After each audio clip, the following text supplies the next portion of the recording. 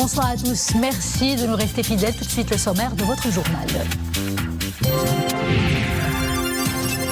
Tourisme national, derrière la relance, c'est l'espoir qu'elle nourrit une vision basée sur la résilience et l'anticipation. Un secteur repivoté suivant une vision adaptée aux défis actuels. Reportage à Marrakech. Protection sociale, plus de 600 000 artisans désormais identifiés au niveau de la CNSS. Parmi eux, plus de 400 000 sont pré-immatriculés. L'avancée donne à la profession un outil permettant de réussir ce chantier vital. Et enfin, sport préparatif au Mondial Qatari après le match amical face au Chili. Deuxième test ce soir pour Walid El-Gragui et ses protégés. Ce sera cette fois-ci face au Paraguay. Match à suivre dans 1h30. Qui se déroulera à Séville. Bonsoir, cap sur Tokyo, la capitale japonaise où le chef du gouvernement Aziz Arnouch a représenté aujourd'hui Sa Majesté le roi Mohammed VI aux funérailles d'État de l'ancien Premier ministre nippon, feu Shinzo Abe. Suite à cette cérémonie, le chef du gouvernement Aziz Arnouch s'est rendu au palais d'Akasaka où il a présenté les condoléances de Sa Majesté le roi Mohammed VI au Premier ministre japonais Fumio Kishida, ainsi qu'à la veuve du défunt. Le souverain avait adressé un message de condoléances et de compassion à l'empereur du Japon, Naruhito, suite à l'assassinat de feu Shinzo Abe le 8 juillet dernier. Dans ce message, Sa Majesté le roi avait fait part de sa vive émotion et de sa profonde affliction suite à l'assassinat ignoble de feu Abe, exprimant à l'empereur japonais, à la famille et aux proches du grand homme d'État disparu, ainsi qu'au peuple japonais, ses chaleureuses condoléances et ses sincères sentiments de compassion.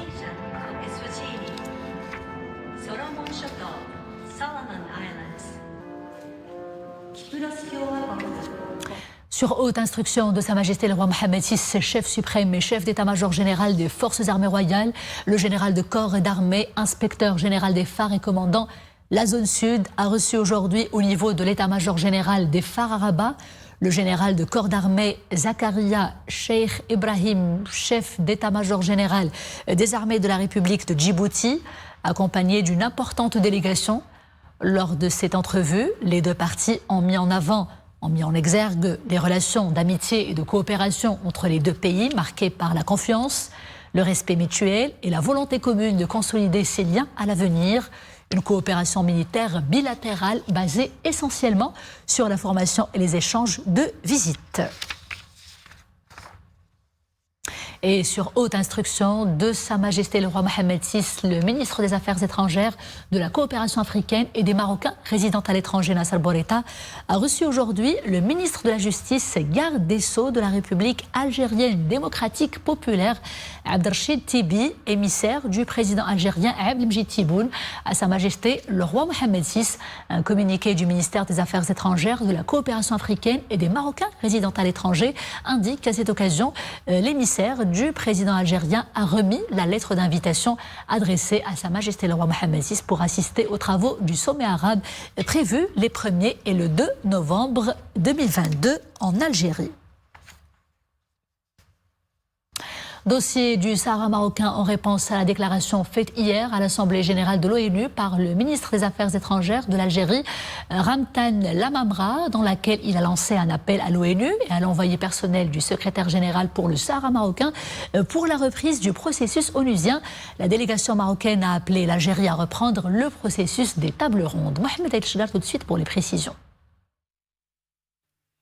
Dans son droit de réponse, la délégation marocaine souligne que le Royaume du Maroc lance à son tour un appel à l'Algérie pour reprendre sa place autour des tables rondes comme elle l'a déjà fait durant les 2 précédentes réunions.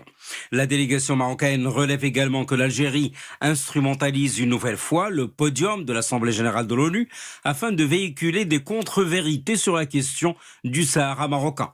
Soulignant que, comme le confirment les faits historiques, politiques et juridiques, la question du Sahara marocain est celle de recouvrement de l'intégrité territoriale du royaume et non de décolonisation. La délégation marocaine rappelle ensuite que le Maroc a récupéré son Sahara en 1975 par la négociation de manière pacifique et en conformité avec les résolutions de l'Assemblée générale et du Conseil de sécurité de l'ONU. Le Royaume a irrévocablement recouvert sa souveraineté sur ses provinces du Sud à travers la signature de l'accord de Madrid le 14 novembre 1975, accord qui a été consigné auprès du secrétaire général de l'ONU le 18 novembre 1975 et entériné par l'Assemblée générale dans sa résolution 3458B du 10 décembre 1975. La délégation marocaine fait également observer que la question du Sahara marocain est inscrite sur l'agenda du Conseil de sécurité sous le chapitre 6 de la Charte de l'ONU sur le règlement pacifique des différends, et ce en tant que différend régional et non en tant qu'une question de décolonisation. Réaffirmant haut et fort que le Sahara a toujours été marocain, il est marocain et il le restera éternellement. Le Sahara marocain connaît une dynamique de développement sans égale grâce au nouveau modèle de développement lancé par Sa Majesté le roi Mohamed VI, que Dieu l'assiste, affirme encore la délégation du Maroc dans son droit de réponse, ajoutant que la population du Sahara marocain vit dans la quiétude et la stabilité, en jouissance de ses droits civils, politiques, économiques et socioculturels. La délégation marocaine souligne que le Conseil de sécurité, qui est la seule instance en charge de l'examen de la question du Sahara marocain, a établi une fois pour toutes les paramètres de la solution politique devant présider au règlement définitif de ce différend régional sur le Sahara marocain. Ces paramètres sont clairement définis dans les 18 résolutions consécutives du Conseil de sécurité depuis 2007, y compris la 2602 adoptée le 29 octobre 2021, souligne encore la délégation marocaine, précisant que ces paramètres sont notamment la prééminence de l'initiative marocaine d'autonomie, seule et unique solution sérieuse et crédible à ce différend régional, dans le cadre de la souveraineté et de l'intégrité territoriale du Royaume du Maroc. La solution de ce différend ne peut être que politique, réaliste, pragmatique, durable et de compromis, ce qui est l'incarnation même de l'initiative marocaine d'autonomie. Le processus des tables rondes est le seul cadre mis en place par le Conseil de sécurité pour poursuivre le processus politique. Les tables rondes sont clairement affirmées et réaffirmées dans toutes les résolutions du Conseil de sécurité, et ce depuis leur établissement en 2018 par l'ancien envoyé personnel, le président Horst Köhler, et les résolutions du Conseil de sécurité définissent les 4 participants au processus des tables rondes qui sont le Maroc, l'Algérie, la Mauritanie et le Polisario. Ce processus des tables rondes devra se poursuivre avec les mêmes participants et le même format, et ce jusqu'à son aboutissement, conformément à la résolution 2602, fait remarquer la délégation marocaine, ajoutant que l'entité fantoche citée dans l'intervention de la délégation algérienne de ce lundi n'est pas reconnue par les Nations Unies et ne fait nullement partie de ce processus. Le processus des tables rondes est une émanation du Conseil de sécurité et partant ne saurait se prêter à des accommodements, ni sur son format, ni sur ses participants, en fonction des circonstances et à la guise de certaines parties. Le Maroc voudrait rappeler que le processus politique se tient sous les auspices exclusifs du secrétaire général de l'ONU et la facilitation de son envoyé personnel, conformément aux résolutions du Conseil de sécurité. La consommation d'alcool frelaté a fait de nombreuses victimes. Marcel Kbir, il y a eu 15 morts selon le délégué de la santé de la province de l'Araïch. 3 autres personnes ont été évacuées dans un état très grave à l'hôpital provincial de l'Araïch et le bilan pourrait s'alourdir davantage dans les heures qui viennent. Nous y reviendrons bien sûr dans nos prochaines éditions. Nous célébrons ce 27 septembre la journée mondiale du tourisme, un secteur clé qui a sévèrement pâti de la crise du Covid-19. Chez nous, il s'en remet doucement. La reprise a été amorcée, l'embellie des chiffres s'est même confirmée pendant cette saison estivale. Et il faut dire que tout a été repensé pour cette période post-crise. De nouveaux horizons émergent et avec cela, tant de défis pour les professionnels du secteur. À Marrakech, le reportage de Soumia Belhayachi, Mouhtassim Bilal Bouazaoui avec Nissari El Hamdaoui. Le tourisme post-Covid est-il prêt à amorcer un changement de fond en comble ? Le climat de morosité qui avait plombé le secteur 2 années durant implique une mobilisation de l'ensemble des acteurs concernés pour anticiper le tourisme de demain. La Journée mondiale du tourisme est le moment opportun pour échanger sur les nouvelles pratiques à mettre en œuvre dans ce domaine. Nous ne pouvons pas envisager l'avenir du secteur touristique avec les mêmes méthodes et modus operandi du passé. La crise du Covid nous a montré combien la résilience est nécessaire dans le monde où nous vivons. Un monde marqué par l'imprévisible qui rend les potentialités dont nous disposons inutiles. Les pertes subies par le secteur touristique au Maroc depuis le début de la pandémie ont atteint 82 milliards de dirhams. C'est dire l'ampleur de l'impact de cette crise sur un secteur vital pour l'économie nationale. Repenser le tourisme est plus que jamais d'actualité. On est là pour célébrer la journée mondiale du tourisme. La région de Marrakech-Safi a payé un lourd tribut à la pandémie. Le corps professionnel du tourisme, à savoir les hôtels et les restaurants, ne sont pas les seuls à avoir pâti de la crise, mais également l'ensemble du tissu économique qui vit grâce au tourisme. Aujourd'hui, la région de Marrakech-Safi célèbre la Journée mondiale du tourisme pour essayer de sortir avec des recommandations qui nous aideraient à s'unir comme un seul homme pour anticiper d'éventuelles crises qui peuvent survenir dans le futur. Un plan d'urgence national d'un montant de 2 milliards de dirhams a été lancé pour relancer le tourisme, qui représente 7% du PIB. Un secteur pourvoyeur de 500 000 emplois.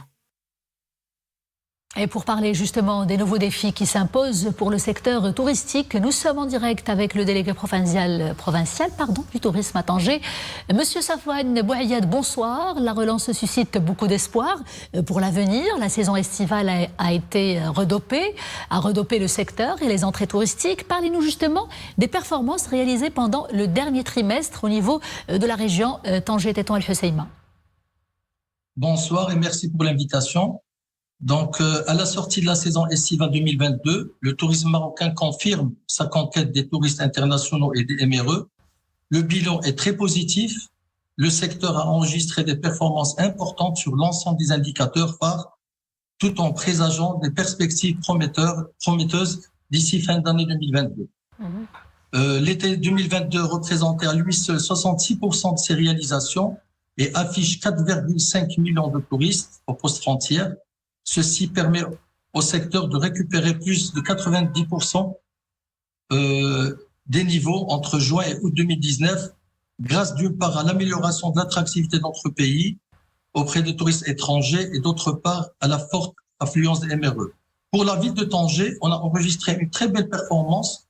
Pour le mois d'août, on a enregistré plus de 92 000 arrivées, plus de 13% par rapport à l'année 2019, l'année de référence, et plus de 250 000 nuitées avec un taux d'occupation presque de 85%, avec une augmentation meilleure par rapport à l'année de 2019. Très bien, une très bonne performance, M. Bouayad, comme nous l'avons suivi il y a quelques instants pendant le reportage réalisé à Marrakech. La crise du Covid a imposé, on va dire, une nouvelle façon de faire, une nouvelle vision plus anticipative. Plus concrètement, comment les professionnels du secteur touristique pourraient-ils réussir ce virage et surtout le rentabiliser? C'est cela le but. Comme vous savez bien, le secteur du tourisme est un contributeur clé de l'économie du royaume, avec 7% du PIB et plus de 500 000 emplois directs. Donc, dans cette optique, Madame la ministre a lancé une feuille de route avec le concours de l'ensemble des acteurs majeurs du secteur, les professionnels. L'objectif, c'est augmenter à court terme les capacités de l'aérien vers le royaume pour promouvoir la destination auprès des tours opérateurs et renforcer la notoriété auprès des touristes internationaux. Donc, la stratégie s'inscrit dans la vision de doubler, c'est ça le plus important, le nombre de touristes à l'horizon 2030 pour atteindre les 26 millions de touristes. La stratégie du secteur reposera sur 3 principaux axes majeurs, à savoir le renforcement de l'aérien à travers l'augmentation de la capacité et la multiplication des vols, l'alignement de l'offre touristique, la demande nationale et internationale, et enfin la stimulation de l'investissement public-privé autour de leviers prioritaires dans l'écotourisme et surtout de l'animation. Merci beaucoup pour cet éclairage. Banque al-Maghreb décide de relever le taux directeur à 2% et il table sur une accélération de l'inflation à 6,3% sur l'ensemble de l'année 2022 avant de revenir à 2,4% en 2023. C'est ce qu'indique Banque al-Maghreb dans un communiqué annoncé en marge de la 3e réunion trimestrielle de son conseil. Je vous propose tout de suite d'écouter Abdeltaf Jouahri, Wali Banque al-Maghreb.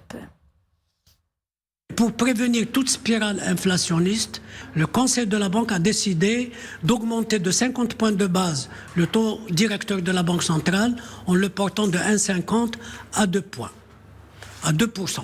Et il a décidé de suivre de très très près l'évolution de la situation économique et financière aussi bien sur le plan international que sur le plan interne. Et évidemment, s'il a appelé à se réunir de façon urgente, bien, il se réunira pour analyser de manière actualisée les données aussi bien internationales que nationales. Le chantier de la protection sociale creuse son sillon. Nous retenons ces nouveaux chiffres. Plus de 600 000 artisans ont pu être identifiés au niveau de la Caisse nationale de la sécurité sociale. La CNSS, le lancement du registre national de l'artisanat est une avancée majeure pour la filière, car il donne enfin un vrai statut aux artisans. Tout de suite, Mohamed Elchkar. Sur les 660 000 artisans bénéficiaires, déjà plus de 440 000 sont préimmatriculés à la CNSS. Ce matin, la Fédération des chambres de l'artisanat, avec la Maison de l'artisan et le groupe du Crédit Agricole Maroc, ont signé une convention portant justement sur l'inclusion financière des artisans. Cette convention vient dans le cadre du chantier royal de la protection sociale et de sa généralisation.